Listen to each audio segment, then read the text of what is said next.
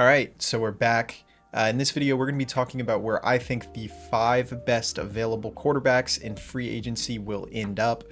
We have guys like Daniel Jones, Malik Willis, Russell Wilson, Tua Tagovailoa, Kyler Murray. All of them are all going to be on different teams more than likely next year, except for maybe one or two of them. So in this video, we're going to cover who is going to be moving on, where they're going to be going. I'm going to try to predict their contract situation as well. And yeah, with all that being said, thank you guys for clicking on this video, and I hope you enjoy.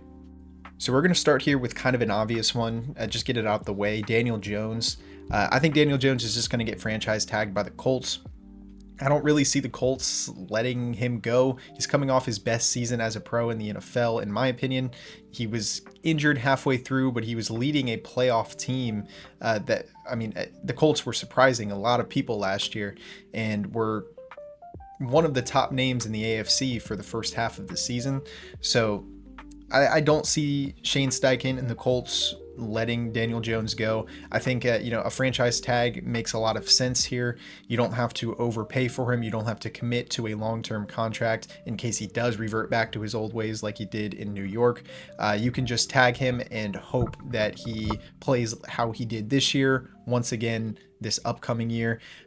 He showcased that ability to lead a playoff caliber team. The Colts were winning a lot of games under Daniel Jones before he was injured. You still have Jonathan Taylor as your running back. You have a good, solid team around him. Alec Pierce will more than likely be gone, but if you franchise tag Jones, you might be able to put a contract together for Alec Pierce. You just need to go out and get some more pass catchers for him. I like Tyler Warren. But overall, I just don't think the Colts are going to let Daniel Jones walk at this point. If he does walk, though, he would be a top available quarterback in free agency, the top available quarterback. If that does happen, if he does walk, I think most likely a return to Minnesota would make a lot of sense. The Vikings are in quarterback hell right now with JJ McCarthy, and I don't think they're necessarily going to want to move forward with him. So I think if he does end up leaving the Colts in free agency, which I think is highly unlikely, I think he'll remain a Colt. I think the Vikings make a lot of sense. Teams like the Cardinals might be interested as well. But overall, Daniel Jones, I have staying with the Colts on a franchise tag.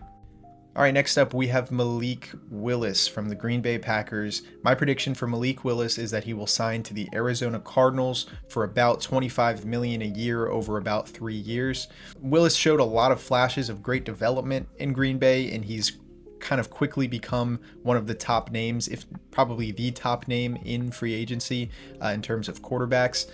Some are saying he'll demand as high as $30 million a year over the offseason, which I think is far too high for Malik Willis, but the quarterback market is completely broken. Thank you, the Browns, for giving Deshaun Watson $250 million. Thank you, the Jets, for giving Justin Fields $40 million. So many mistakes have been made in the quarterback market, and Malik Willis is now set to make a ridiculous amount of money. Overall, I think Malik Willis has shown a lot of improvement, especially from when he first entered the league with Tennessee. He was getting first round hype, ended up falling to the third round, a really bad situation in Tennessee where Mike Vrabel was on the hot seat. There were no offensive weapons around him. The offensive line was terrible. It was just a really bad spot for Malik Willis. He got to Green Bay, worked under Matt LaFleur, and he's shown signs and flashes of development now. So I do think he has earned himself a look as a starter, but $30 million a year is absurd. That's why I'm predicting $25 million, trying to be a little bit more conservative about it, but I could absolutely see $30 million. But since that figure is so high, I think that kind of removes the Dolphins from the sweepstakes. The Dolphins are dealing with the Tua contract, which we'll talk more about later on in this video, and whether they release him or trade him, they're going to be eating a lot of dead cap, it's going to be a harsh penalty towards the Dolphins. So I don't necessarily think the Dolphins are going to have the money to go out and get Malik Willis. And if they do, then that means the rest of their team is going to suffer because of it. They do have the connection there with Jeff Hafley and John Eric Sullivan, both being from Green Bay, but I don't think they would go out of their way to kill their cap to bring in a guy like Malik Willis, who's still a bit unproven. So that leaves the Browns and the Cardinals. in the sweepstakes for him. And I think when it comes down to the Cardinals versus the Browns, I think Malik Willis, he's in free agency, so he can choose. I think he would more than likely choose the Cardinals over the Browns. They're both terrible franchises, which with almost no success, but at least in Arizona, you have some help. I mean, you have a new head coach, an offensive head coach in Mike LaFleur. You have that too in Todd Monken, but at least he's younger, a little bit more exciting. And you still have Marvin Harrison Jr., who's yet to break out, but Michael Wilson, you have a decent like core to throw to, I guess. And we'll see what they end up doing in the draft, if they end up bringing offensive line, Francis Mauigoa or Spencer Fano, or if they even end up going Jeremiah Love. So anything's really possible here, but I do think the Cardinals would be the leader here.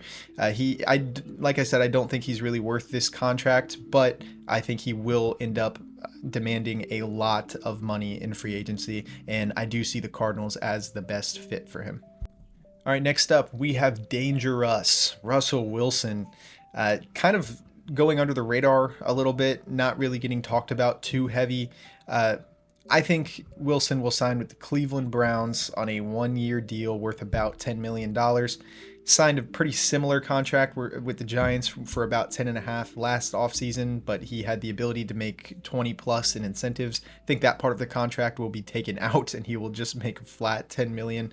I think it's not a terrible spot for the Browns here. If you miss out on Malik Willis, you miss out on Tua, you miss out on Kyler Murray, maybe you can't really draft a quarterback, because Fernando Mendoza is the only quarterback, in my opinion, that's worth going in the first round. You could take Ty Simpson late in the first round, but I don't think the value is really there for Ty Simpson. So I think it makes the most sense here to just bring in a veteran for a year. You have 2 young quarterbacks on roster in Shedeur Sanders and Dylan Gabriel. Let him mentor them a little bit. Russell Wilson isn't at the height that he used to be, but he is a Super Bowl winning quarterback and was at a time one of the best quarterbacks in the NFL. So I think he could be a good mentor to the quarterbacks, Shedeur and Dylan Gabriel. And I don't think he's completely like washed yet. He did have a game last year with the Giants, again in Dallas, where he threw for 450 yards and 3 touchdowns. Now, outside of that game, it was pretty disastrous for Russell Wilson, but I think it does show that there is a little bit left in the tank for Russell Wilson. He changed agents. There's no rumor that he's going to retire. He shut all of that down. He will be back in 2026. So I think the Browns make sense here if they miss out on Malik Willis, or if they miss out on Tua or somebody like that. I think Russell Wilson is a good fallback, and he's just a journeyman quarterback until you can go out next year and draft a rookie, or we'll see what the quarterback market looks like next year. I think this signing makes the most sense for Cleveland if they miss out on the guys that I talked about. All right, next up we have Tua Tagovailoa, currently still on the Dolphins roster as I record this, but I have him going to the Minnesota Vikings on a 2-year deal worth around $40 million. The Dolphins are probably just going to end up releasing Tua. The contract is just too heavy. I don't see any team wanting to take on that much dead cap in a trade for Tua, a questionable quarterback in which you don't really know how he's going to perform for you. He's very up and down and inconsistent. So I don't see that happening. But if he hits free agency, which I think is the most likely option, JJ McCarthy is just not working in Minnesota. The Vikings have made it clear already that they are in the quarterback sweepstakes. They want another quarterback to at least compete with JJ McCarthy. If it's not going to be a big time move like Tua, it could be a smaller time move like a Jacoby Brissett or even a Russell Wilson, or somebody to just maybe light a fire under JJ McCarthy. In this instance, I have them kind of just replacing JJ McCarthy. The Vikings, I think, are in a place where they can win now. They have a good roster, a good core, a young head coach who is proven. They went 14-3 just a year ago with Sam Darnold as their quarterback, and I think they're still in a spot where they can compete right now, and JJ McCarthy is not working out. Tua comes in. He at one time played at an MVP level in 2023.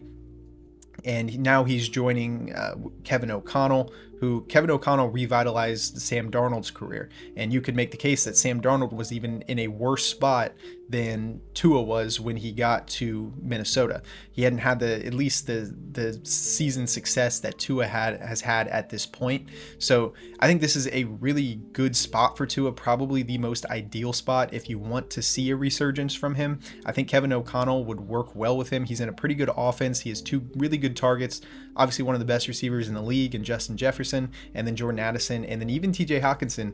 It's a good core. They have a pretty good offensive line there as well.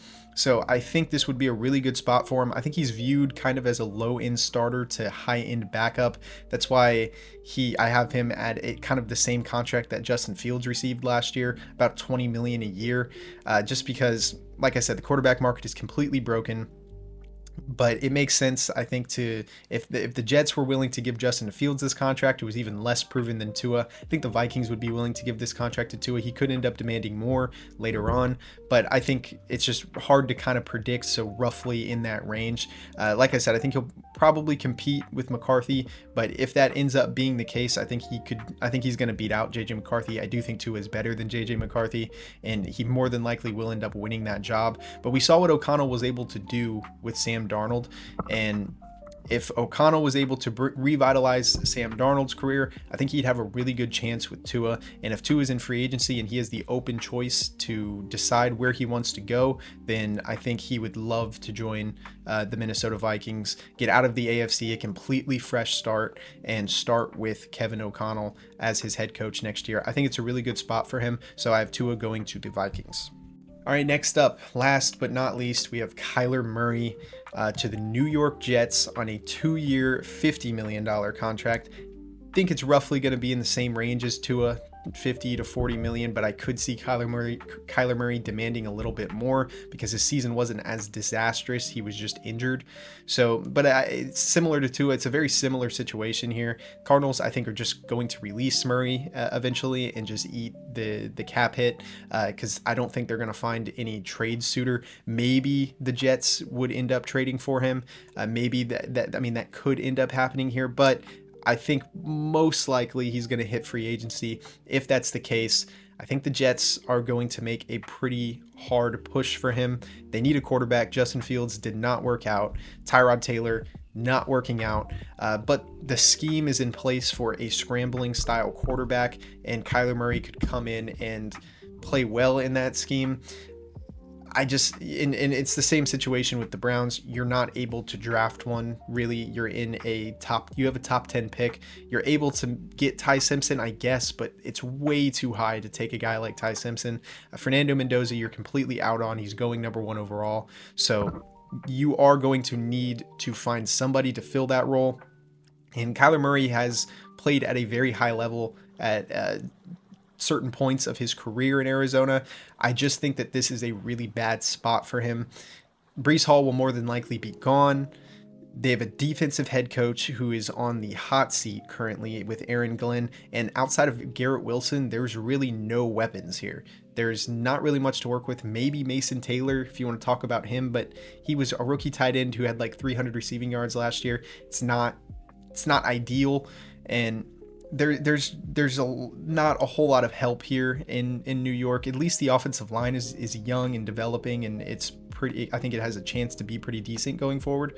But regardless, it's just not a very good spot for Kyler Murray. And when you think about it, a lot of these players that go to the Jets, their career just kind of ends up dying out. I think Kyler Murray might not be the exception to that. But if he doesn't end up going to the Jets, if it is his choice, the Vikings, if they don't end up going with Tua, could easily bring in Kyler Murray. I think that would be a much better spot for him. And the Falcons, another team that I didn't really talk about too much, but also in a quarterback sweepstakes. Michael Penix, unproven, didn't play great last year, and he's coming off a torn ACL. Kirk Cousins will be gone, so you could end up bringing in a guy like Kyler Murray or even like Tua. The Falcons could be in the sweepstakes for these guys. But yeah, that's everybody here. Thank you guys so much for watching. I appreciate it. Have a good one.